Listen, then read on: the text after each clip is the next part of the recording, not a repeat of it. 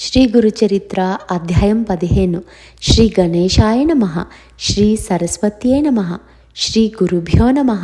సిద్ధయోగి ఇలా చెప్పారు: నాయన, కొద్ది కాలంలోనే శ్రీ గురుని మహిమ అన్ని దిక్కులా వ్యాపించి చాలా ప్రాంతాల నుంచి కూడా ఎందరెందరో తమ కోరికలు నెరవేర్చుకోవడానికి ఆయన్ని దర్శించేవారు.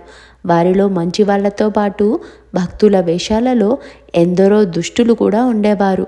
పూర్వం పరశురాముడు దుష్టులైన రాజుల్ని ఓడించి సంపాదించిన భూమండలమంతా దానమిచ్చేసి సహ్యాద్రి పర్వతానికి దక్షిణ దిక్కున ఉన్న కొంకణ దేశంలో ఒకచోట తపస్సు చేసుకుంటున్నాడు. కానీ కొందరు దురాశాపరులు ఆయన వద్దకు వెళ్ళి తమకు కూడా భూమి ఇప్పించమని కోరారు.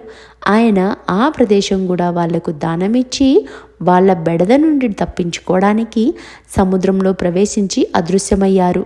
అదే కారణంగా శ్రీ గురుడు కూడా వైద్యనాథంలో గుప్తంగా కొంతకాలం ఉండాలనుకున్నారు. కనుక ఒక రోజున గృహస్థ శిష్యులను ఇలా పిలిచి సెలవిచ్చారు: నాయనలారా, ఉపనయనాది సంస్కారాల వలన ద్విజుడైన బ్రహ్మచారి వేద అధ్యయనం చేస్తూ భక్తితో గురువుని సేవించాలి. అతడికి పగటి నిద్ర తగదు. దొరికిన భిక్షాన్నం గురువుకు అర్పించి ఆయన ఇచ్చినది భుజిస్తూ విద్యావంతుడు కావాలి. చివరకు గురువుకు దక్షిణ సమర్పించి సమావర్తన హోమం చేయాలి. ఆ తర్వాత గురుని అనుజ్ఞతో ఒక యోగ్యమైన కన్యను పెళ్లాడి గృహస్థ ఆశ్రమ ధర్మాలను పాటించాలి. పుత్రుడు యుక్త వయస్కుడు అయ్యాక అతనికి సర్వాన్ని సమర్పించి భార్యతో కూడా అరణ్యానికి వెళ్ళాలి. ఆ తర్వాత గ్రామ్య విషయాలను వదిలి భార్య యొక్క అనుమతితో సన్యసించాలి. సన్యాసికి జపం, భిక్షాటనం, ధ్యానం, శౌచం, అర్చన ధర్మాలు. అతడు స్త్రీ కథలను వినకూడదు, వాహనములు ఎక్కకూడదు, మంచం తాకకూడదు, పగలు నిద్రింపకూడదు, నిరంతరము ఆత్మద్రష్టయే ఉండాలి. వెదరు, సొరకాయ, చెక్క, మట్టి వీటితో చేసిన పాత్రలు మాత్రమే ఉపయోగిస్తూ దండధారి అయి పగలు మాత్రమే భుజించాలి. సంవత్సరమంతా తీర్థాటనం చేస్తూ 3 పగళ్ళు మించి ఏ గ్రామంలోనే నివసించక స్థిర చిత్తుడై ఉండాలి. ఇలా తిరగడానికి శరీరంలో శక్తి లేకపోతే సదా దైవాన్ని ధ్యానిస్తూ ఒక మహాక్షేత్రంలో నివసించాలి అని ఇలా చెప్పి గృహస్థ శిష్యులను వారి వారి గృహాలకు పంపారు. సన్యాసులైన శిష్యులకు శ్రీగురుడు ఇలా చెప్పారు: నాయనలారా, మీరందరూ తీర్థయాత్రలకు వెళ్ళండి. మీకు మరలా శ్రీశైలంలో బహుధాన్య సంవత్సరంలో మా దర్శనం అవుతుంది అన్నారు. అప్పుడు ఆ శిష్యులు: స్వామి, సర్వతీర్థాలు మీ పాదాల వద్దనే ఉన్నాయని శాస్త్రాలు చెబుతున్నాయి కదా, మిమ్మల్ని విడిచి మేమెక్కడికి పోగలం? దాని వలన మాకు కలిగే లాభమేముంది అన్నారు. అప్పుడు స్వామి: నాయనలారా, సన్యాసులమైన మనము 5 రోజులకు మించి ఎక్కడా నిలవరాదు. సర్వతీర్థాలు దర్శించడం వలన మన ధర్మం, దాని వలన మనస్సు స్థిరమవుతుంది. ఆ తరువాత ఒకచోట స్థిరంగా ఉండడం ఎంతో శ్రేయస్కరం అని చెప్పారు. అప్పుడు శిష్యులు: స్వామి, మీ మాటయే మాకు ప్రమాణం. మేము ఏ తీర్థాలు దర్శించాలో సెలవీయండి అని కోరారు. అప్పుడు శ్రీగురుడు ఇలా చెప్పారు: నాయనలారా, తీర్థాలన్నింటిలోకి ఉత్తమమైన కాశీకి వెళ్ళి గంగను సేవించి గంగా తటయాత్ర చేయండి. ఆ తరువాత యమున, సరస్వతి నదులకు కూడా అలానే సేవించండి. అందువలన పితృదేవతలకు సంతృప్తి, మీకు శాశ్వత బ్రహ్మలోక ప్రాప్తి కలుగుతాయి.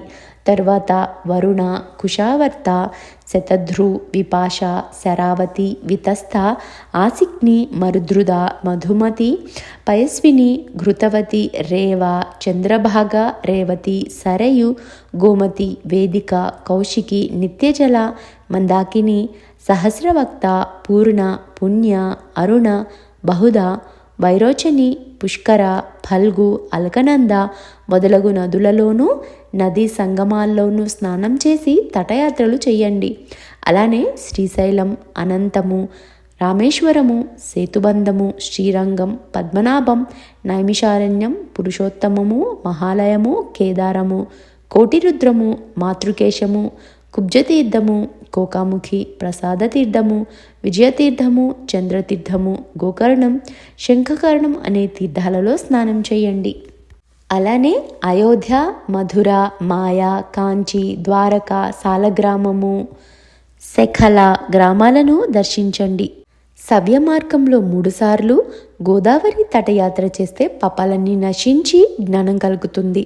అలానే భీమేశ్వర, పంజర, కుశతర్పణ, పూర్ణ, కృష్ణవేణి, తుంగభద్ర, పంప, భీమా నదులకు తటయాత్ర చేయండి. హరిహర క్షేత్రము, పాండురంగ క్షేత్రము, మాతులింగము దర్శించండి. అలానే గంధర్వపురం అంటే గానగాపురం ఉత్తమమైన క్షేత్రము. అక్కడ ఎన్నో తీర్థాలున్నాయి. అక్కడి దేవతలు సులభంగా వరాలు ఇస్తారు. అక్కడ భీమా అమరజ నది సంగమం ఉన్నది. అక్కడి అశ్వత్థ వృక్షము సాక్షాత్తు కల్పవృక్షమే. దానికి ఎదురుగా నృసింహ తీర్థం, దానికి తూర్పున పాపనాశ తీర్థం, దాని పక్కనే రుద్రపాద తీర్థం, చక్రతీర్థం, తర్వాత కోటి తీర్థం, మన్మథ తీర్థం ఉన్నాయి. అక్కడనే కల్లేశ్వరుడు ఉన్నాడు. గంధర్వపురం సాటిలేని సిద్ధభూమి గనుక అక్కడ అనుష్ఠానం చేస్తే అతి త్వరగా అభీష్టాలు నెరవేరుతాయి.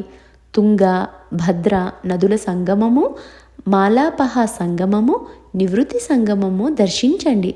బృహస్పతి సింహరాశిలో ప్రవేశించినప్పుడు గోదావరికి, కన్యారాశిలోకి వచ్చినప్పుడు కృష్ణానదికి, తులారాశిలోకి వచ్చినప్పుడు తుంగభద్రకు, కర్కాటకంలో ప్రవేశించినప్పుడు మలపహ నదికి పుష్కరాలు వస్తాయి. అంటే గంగా నది ఆయా పవిత్ర సంవత్సరాలలో ఆయా నదులలో వచ్చి ఉంటుంది కనుక వాటిని సేవించడం ఎంతో మంచిది. అలానే ఆయా నదుల సముద్రంలో కలిసే చోట స్నానం చేయటం వలన ఎంతో పుణ్యం వస్తుంది.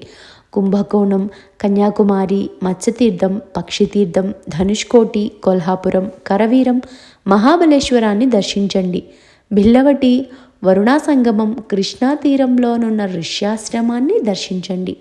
అమరపురం వద్దనున్న కృష్ణవేణి, పంచనదీ సంగమముల్లో 3 రోజుల స్నానం, ఉపవాసం చేస్తే అన్ని కోరికలు తీరడమే గాక పరమార్థం కూడా లభిస్తుంది. యుగాలయము, శూర్పాలయము, కపిలాశ్రమము, కేదారము, పిఠాపురాన్ని దర్శించండి. అక్కడ శ్రీ దత్తాత్రేయ స్వామి ఉన్నారు. తర్వాత మణిగిరి, రిషభాద్రి, కళ్యాణ నగరం, అహోబిలాన్ని దర్శించండి. కర్కాటక రాశిలో సూర్యుడు ప్రవేశించినప్పటి నుండి నదులు రజస్వలలు కనుక వాటిలో స్నానం చేయకూడదు. నదీ తీరాలలో నివసించే వారికి మాత్రమే ఈ నిషేధం వర్తించదు. నదులకు కొత్త నీరు వచ్చే రోజులో రజస్వల కాలము అంటారు. అప్పుడు శిష్యులు అందరూ ఆయనకి నమస్కారం చేసి వారి ఆశీస్సులు పొంది తీర్థయాత్రలకు వెళ్ళారు. నేను మాత్రం అంటే సిద్ధముని మాత్రం ఆయన సేవ చేయడానికి వారితోనే కూడా ఉన్నాను అని చెప్పారు. ఇంతటితో అధ్యాయం 15 సమాప్తము. శ్రీ దత్తాయ గురవే నమః. శ్రీ శ్రీపాద శ్రీ వల్లభాయ నమః. శ్రీ నృసింహ సరస్వత్యై నమః.